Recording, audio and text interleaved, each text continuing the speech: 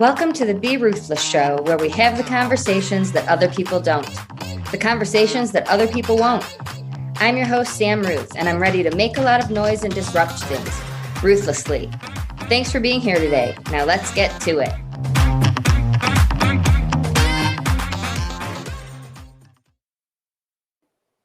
Welcome back to the Be Ruthless Show.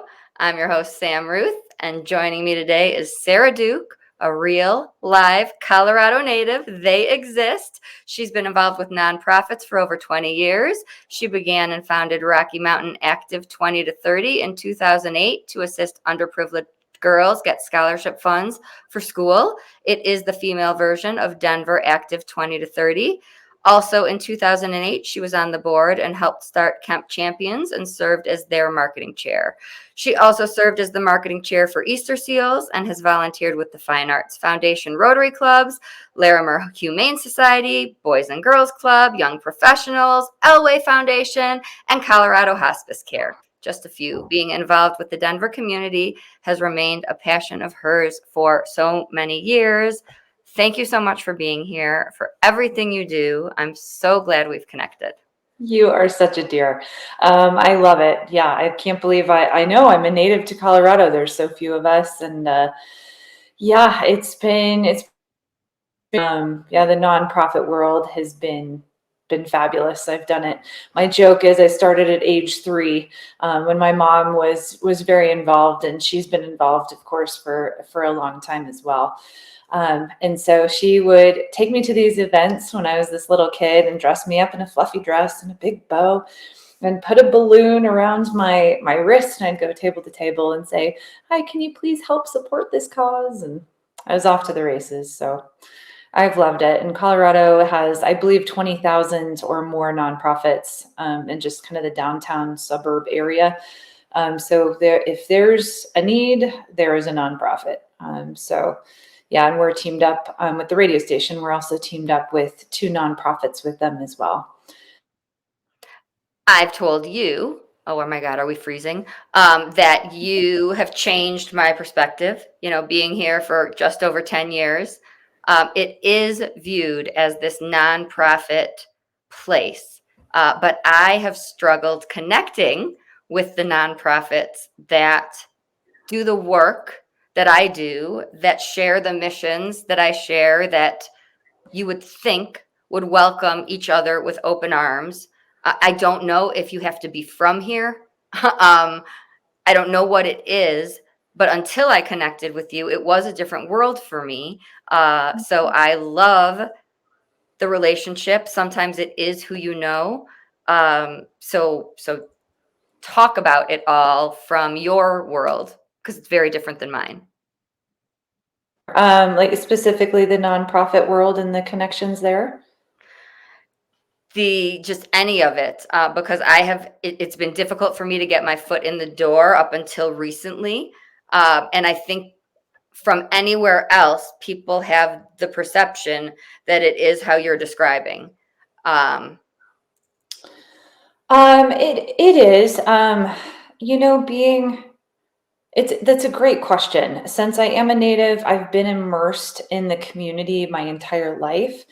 I did live in California a couple years, and it's a different community, of course, different people, different values, not bad, good, or different. We are freezing on here. Oh, sorry. We still good? I think we're freezing. Okay, I can still hear you. Okay. I can still see you and hear you. Okay. We're still there. StreamYard's been moody with me. It's all good. That is life. This is what we were talking about earlier. It's the roller coaster of it. So yeah, I think a lot of times it is the people that you know, and you say, "Hey, here is what I'm trying to do." And I love that the title of your show is Ruthless. It is to be ruthless and relentless and pound down doors if necessary, to say, I am trying to change the world and I'm going to change the world.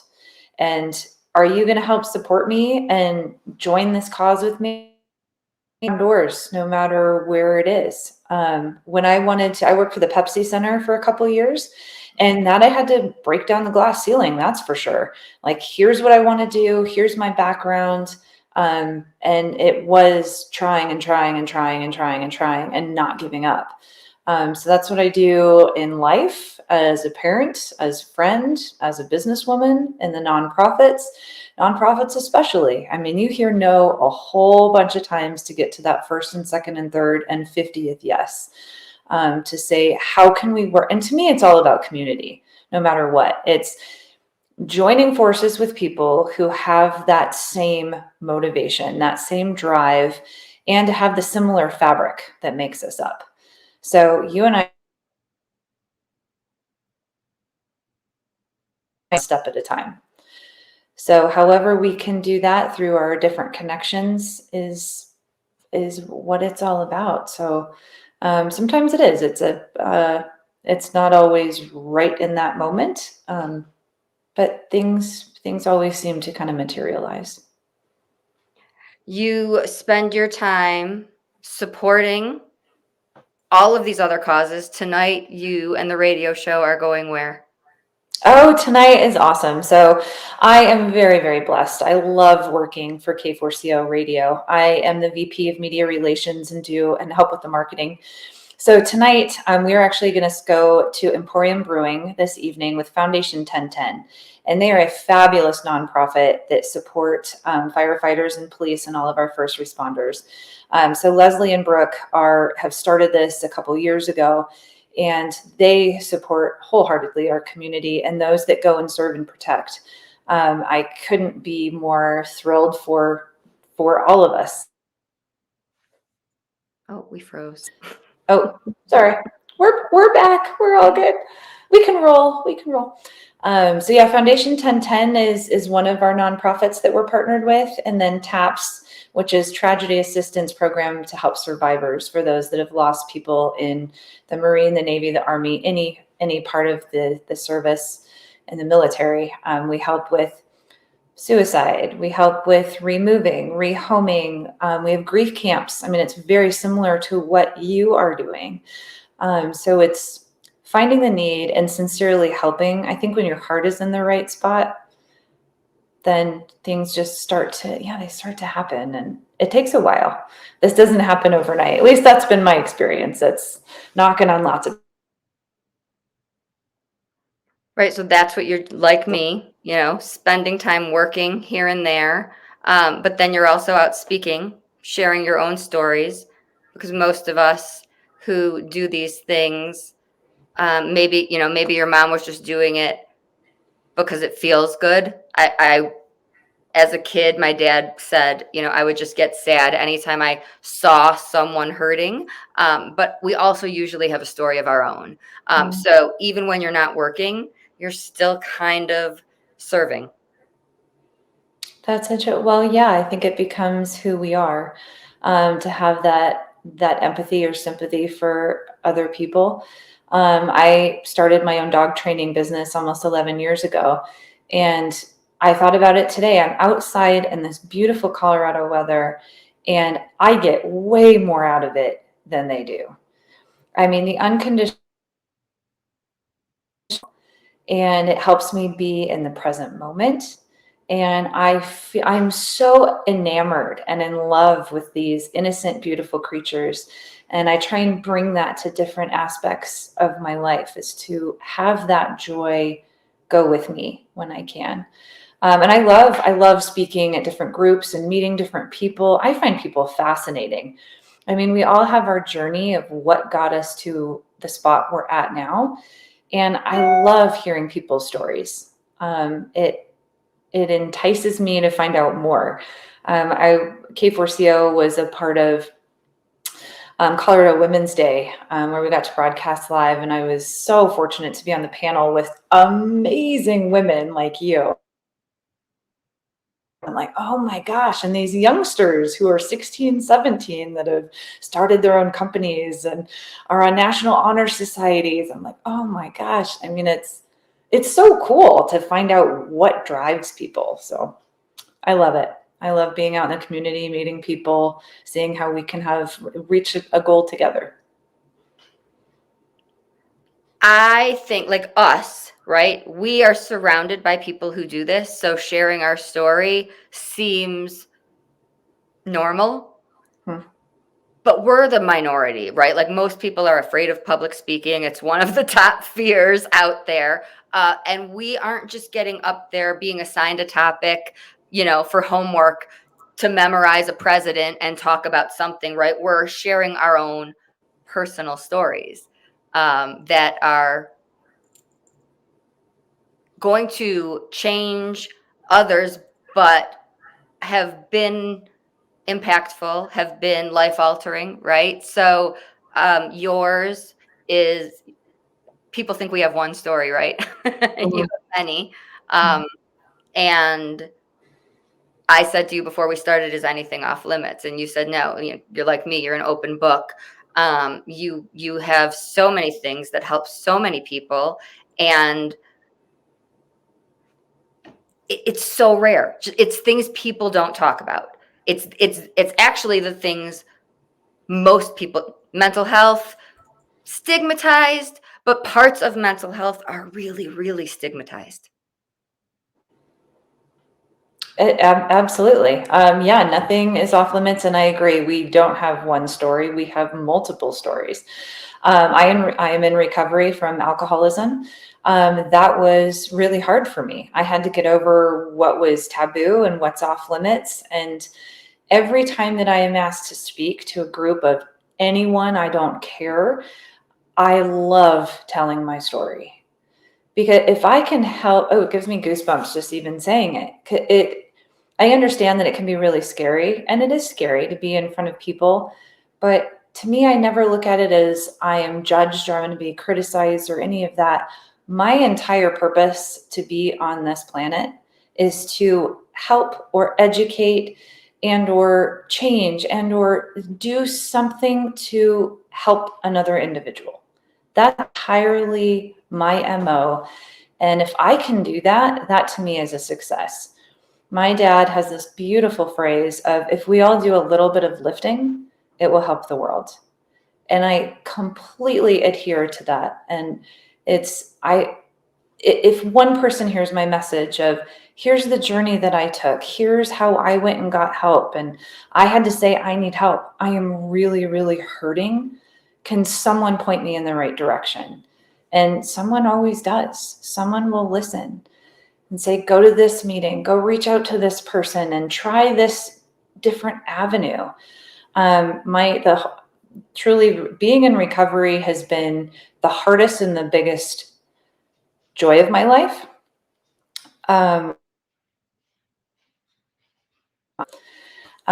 The other hardest part was my son, who was born 5 years ago. And I had a massive blood clot that almost took him and me. And I have never felt physical pain like that before. And the grief that I had to go through with that scenario. And then he was born and found out he had to have open heart surgery, which he had at 1.5 years. He had 2 penis surgeries. My milk didn't come in, so we were dealing with mother's milk, which they're fabulous, by the way. So I was having my own trauma, my own physical trauma, the what did I do and screw up?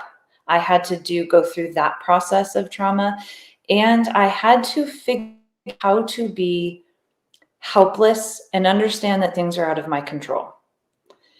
And I literally told my son this morning in the car, who's now 5 and amazing and crazy. And he said, do you want the car to move faster in front of you? And I said, sweetie, do we have any control over the traffic? And he says, no. I said, do we have any control over any of these people? He said, no. But what can you control? He goes, I can control my reaction. I'm like, I have won. Like, those are the little moments of like, yes, like if all of my life leads to this point, and I have been able to teach one small thing to maybe change the course for the better for another human being, what else is life about? How many 5-year-olds know that, right? How many, when is that taught in school? Um, well, That's a great question. I know that they talk about boundaries. They talk about like the personal boundaries of it's okay to say, I don't want to hug or just do the little fist bump. So they do talk about that, but it's really to understand and be okay with who you are. It doesn't matter if you're angry or sad or disappointed or joyful. I mean, I think we as humans put so much weight on different things of how we should or shouldn't feel. I can't stand those words. I hate the word should because it's placing a judgment on something that instead of acceptance. It's like we are in this moment, embrace it, feel it. A feeling won't kill you. It's terrible to go through. And think how much we're going to learn going through that. So, and I learn a lot through joy, but man, I learn a lot through grief too.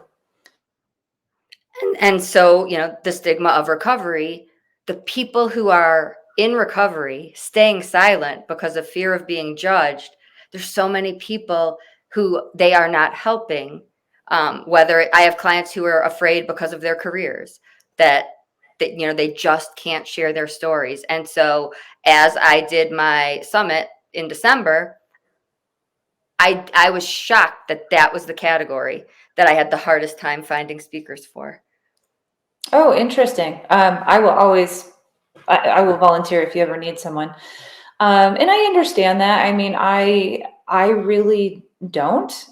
Here's how I feel. My life is an open book.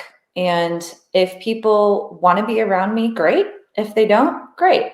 I don't judge anyone by their path, by their history. I accept them for who they are in this moment. That's awesome. I do it's Alcoholics Anonymous. I mean, you have NASAGA, you have a whole bunch of these.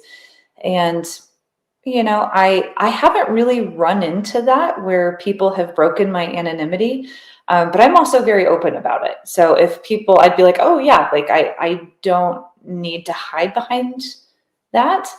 But I understand, especially early on, people have that stigma or being scared. But man, I was scared to be in it still, to not have help, to still be sick and feel trapped. So that's how I look at it. And man, I want to rejoice on the other side and say, guys, come join me with the unicorns and rainbows and embrace the healing. I do. I love, like, the tunnel really has that bright light, but you still have to go through the tunnel. And we hear things like our secrets keep us sick, and some, that phrase is so used. For me, I'll tell you from the other end, child of an alcoholic, and I was not allowed to discuss it, right? And my brother's 7 years younger than me, so he doesn't even remember it. His life is entirely different than mine. So there were times where I thought, did I even live that? Did that happen? But the stigma, the fear, the judgment around anyone knowing the family secret wasn't my secret. So part of me being so open and truth and authenticity being so important to me is that I wasn't allowed to have it. And it wasn't even my own secret. And that burden, like, I always felt that burden, whether it came out in health or anxiety or whatever ways, it shows up in our mood, in our grades, in our behavior, relationships. And so I know the other side of not being allowed to talk, even though it wasn't my own. It's not fun keeping anything in that way. So look at it from any angle, whatever you're not telling, right? I just went through stuff that I didn't talk about, and eventually I ended up sharing, because if we keep it in, it just doesn't feel good. For sure. I have had to break down many different walls in my days. Thank you for sharing that. I've yet to meet someone where alcoholism and addiction is not a part of their family. And mental health and physical abuse and emotional abuse, it is so prevalent. And why we don't talk about it is beyond me. Talk about something that brings us together. And it is family rules and societal rules. And who on earth created all of this? This goes back to the should and the judgment, right? You're supposed to look a certain way. Why? You're supposed to act a certain way. Why? I mean, I love that you said the authentic self. That is such a tremendously powerful statement. And it's so true to honor yourself and to be okay in your own skin. And it is hard growing up. I mean, I think we all have these family dynamics and they know how to push our buttons because they're the ones who put them there. And I challenge my family. I have a different rule set. And that's great that you have yours. I'm not here to change or control you, but I'm letting you know that I'm going to stand on my own 2 feet. And this is my moral, ethical fabric of how I'm living. And again, you can choose to come over on my side. And it's so funny that people actually start to find that attractive. Like, oh, she actually isn't scared and she's not judging herself and doesn't have all of this harshness on her. It's like, you know what? I can be very open, and people find that, I don't know, kind of empowering, if you will, because I'm not scared. There's nothing to be scared of as far as an emotion goes. I don't hide behind walls and say, I'm upset or I'm angry. It's like, figure that out and what's going on. If I can figure out, and my body tells me instantaneously, and I was taught through lots of different avenues to ignore that. And so it's like, man, my back really hurts. What's going on? Oh, I'm feeling a lot of stress. Okay, like, use these tools. They're here for our disposal. Why we have to minimize or disassociate, hide it under the carpet. That's another really big one through people. Ignore it and it will go away. I've never had that be successful. It's kind of like, well, I have a problem. I'm going to decide to go drink, and yay, that problem goes away. Like, no, if anything, it's now worse. Much better to tackle it on. I am more scared of not tackling it and let it continuing to fester. So it's breaking down those stereotypes and judgments of whatever you're feeling. Embrace it, accept it, honor it, don't judge it, work through it, and ask for help. I tell people all the time, man, if you are struggling, call me, text me, let me know. Like, I am here to listen or talk or come sit with you or hold you while you cry. And I'll go to a combat class and you can go beat the heck out of something. Like, do something to work through it and learn. Sorry, there's my little rampage. And it's so true. Don't judge yourself, right? Like the black sheep, that's viewed as a bad thing. I'm now proud of that, right? Like I am different, and that's a strength, right? If we challenge these ideas, why, is it true? Is it true that being different is wrong, bad, yucky? Really not. For sure. I think being unique is pretty amazing. This world would be really boring if we were all cookie cutters and we'd have nothing to talk about. Like, I love it that way. Let's go explore that. Let's talk about it. That's how we learn. My kiddo, man, if he were here, he'd be firing off 58 questions. And I'm like, it's so great to have all of that knowledge coming into your world. And I say all the time, please don't be offended, but let's look at the world with a child's curiosity. I'm not saying that to be insulting, but if only, right? They have no fear. They just ask, but why don't we? And we just assume these things that we're told or we believe to be true. And if we came at it with curiosity instead of acceptance or judgment, then we can look at it differently. And even these conversations, some people don't have them. Just ask me, what's anxiety like? I am happy to have any conversation about it. For anyone who doesn't know, doesn't understand, just wants to learn or say, is it really like what I see in the movies? I don't believe in panic attack. Anything. Ask what a kid would ask. I'm fine with that because they have no fear And sometimes they might say it the wrong way, but we end up having the conversation. Exactly. I talked about that this morning at the gym when I told the same gal that I shared with you about what can we really control. And it is the curiosity, this innocence, the pure love. And I remind myself every day the amount of patience and unconditional love and grace and understanding that he hasn't figured out the world yet. I want to have that for myself. And it just warms my heart to think about that. Why we as adults don't have that same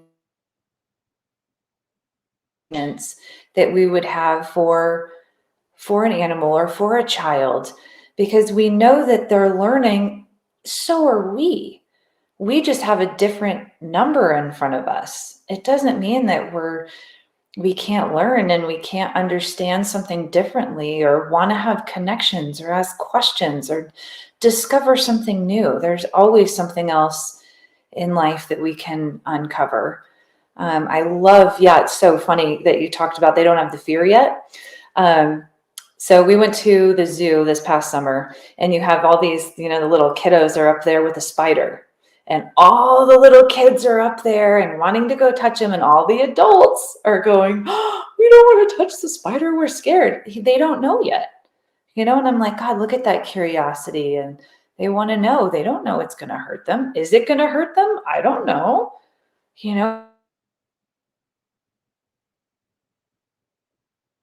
Uncovering and being, open, honest, and real. And I love that you said, I tell people, reach out, call me, lean on me. That's not something you're just saying because you said it to me this week.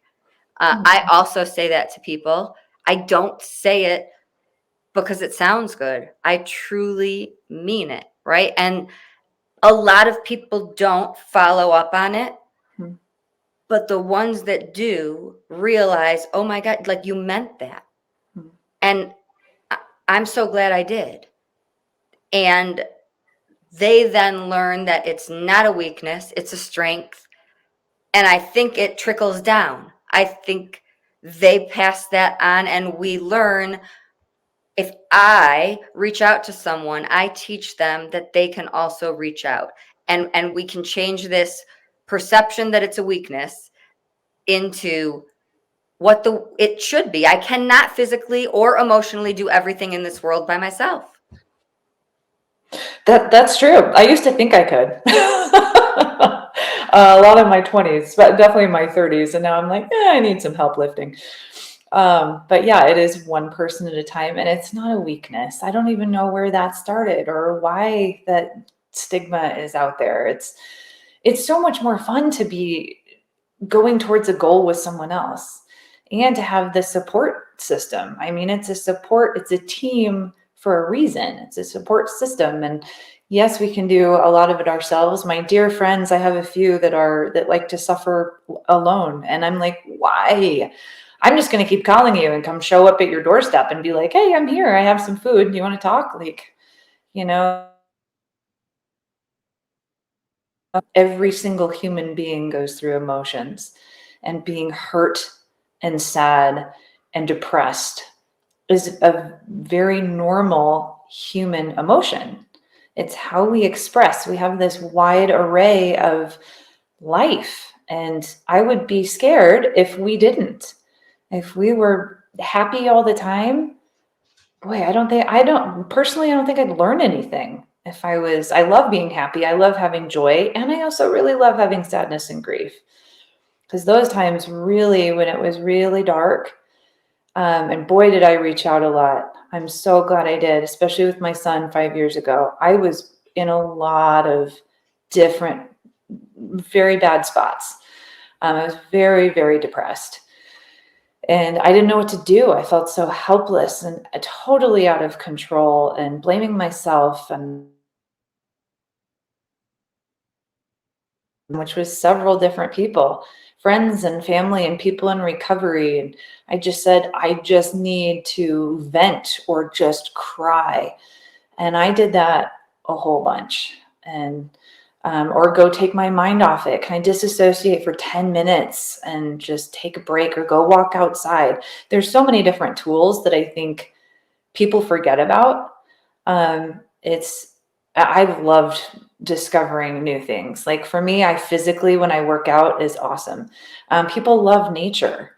It's to be outside and walk, or go talk with a friend, sit on a bench and go to a park somewhere, or um, go to yoga, or there's so many different outlets. Read a book, journal. You've talked about that. I mean, oh my gosh, I'm sitting in my library here and I have a lot of journals, because it's how you process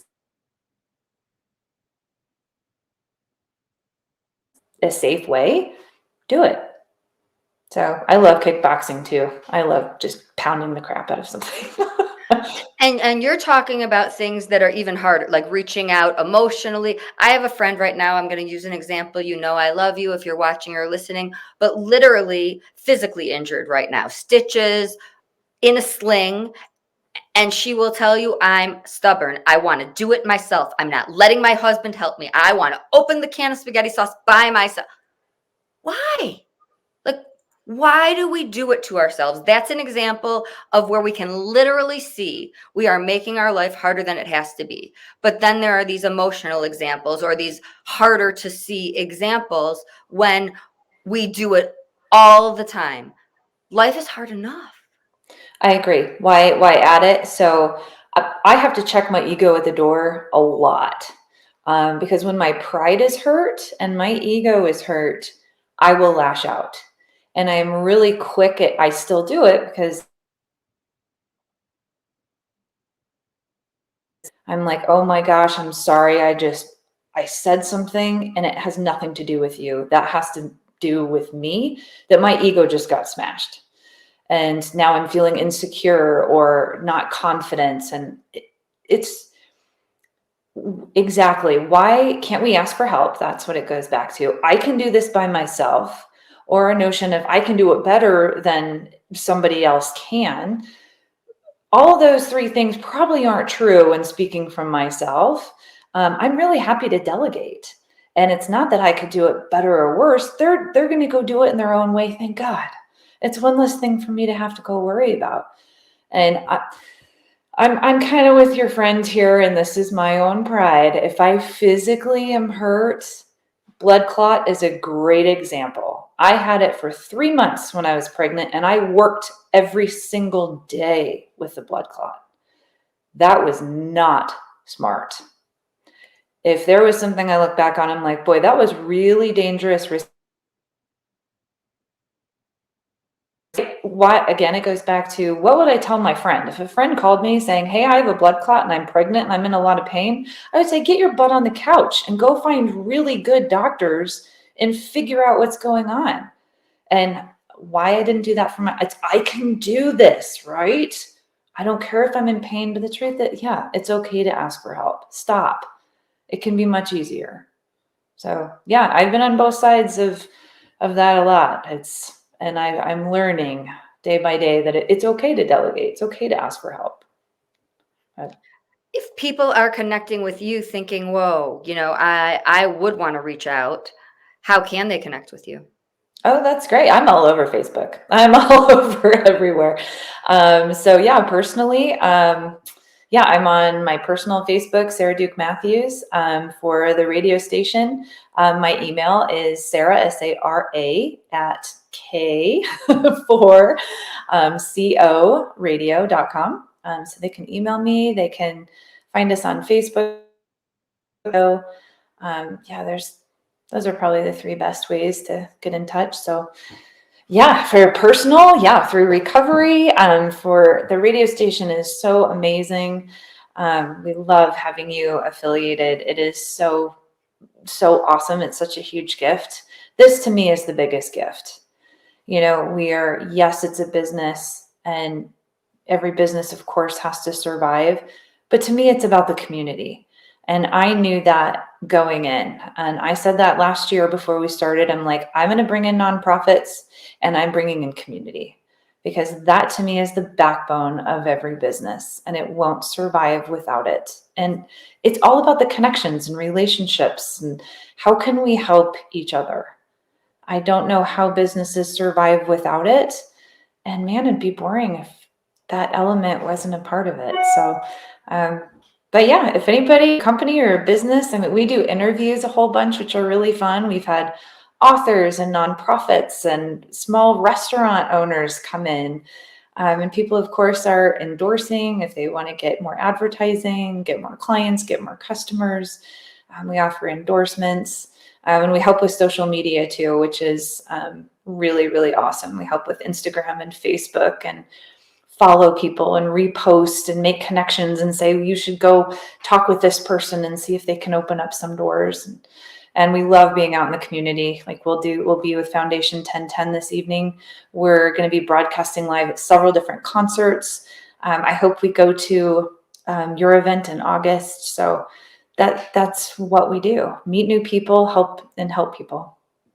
And usually, somebody's having an offer or a website or something, but this is just connect with Sara if you want to, if you felt like she was someone you'd want to talk to. You really just do things out of the goodness of your heart. And you guys are everywhere. You were in Vail recently. They go everywhere. So don't feel like you have to be in Denver. If you're in Colorado, you really will go anywhere, right? Oh, for sure. Oh, yeah. We'll cover the entire state. Yep. And our radio station is streaming. It's an app that you download and listen online. So yeah, we cover 98% of our listeners are in Colorado, but we cover the entire state. So wherever you are, if you want to advertise, let us know. We'd love to help you. Is there anything I forgot? We covered a whole bunch. Thank you. Thank you so much. I openly talk about mental health being different here than it is in Michigan, and I don't love that. I ask anyone I meet who's from Colorado, which is rare. I meet more people from Michigan. Am I seeing something inaccurately? Please help me. You are changing my experience entirely. So it is sometimes who you know and having connections, which is so important anyway in life. We can't live on an island. You're introducing me to people who are becoming amazing friends. It's not about the connection business wise. It's really opening doors like personally as well. So I am changing my views, thankfully. But it's been an entirely different experience just in a short amount of time. So thank you for caring about me as a human, and all. You really do get invested. You told me I go above and beyond. I really think you guys do too. Well, thank you. No, you do too. I agree. It's why I love talking one-on-one with people. It's like, tell me about your life. I want to know what makes you tick. And absolutely, it's a business. I don't even look at it as business connection. It's a connection. I want to know not your heart and soul, but I want to know about you and why you're the person you are, and help each other. That is at the forefront. And no, it's such a pleasure and a gift to get to know you. And I agree. Thank you I know breaking down walls is hard. And so I know that you are doing it one brick at a time. And I appreciate it so wholeheartedly. I am so proud of our community. And I don't just mean Colorado specifically, but just people that are changing the world. It is quite the journey. And for those that can take it on, all the power to you.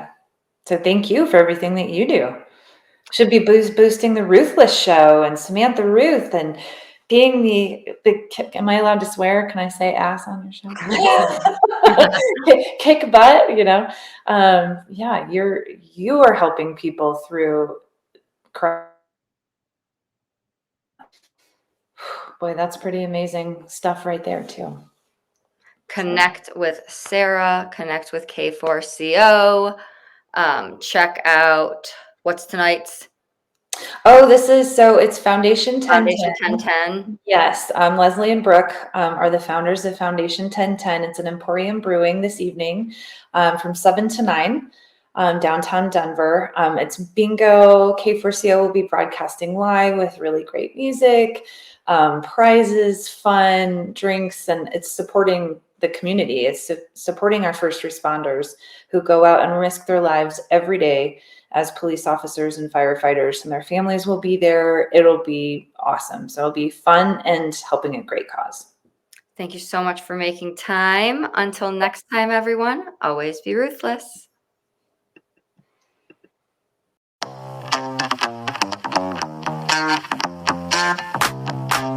Thanks so much for listening today. Your support means everything to me, truly.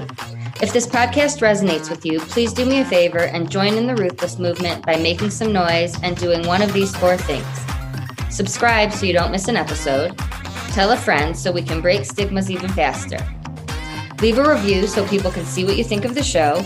And last, if you want to learn more about me and be a part of the Grief Hab community, please head on over to the Facebook group. We'd love to have you. Thanks again for spending your time with us, and see you next week.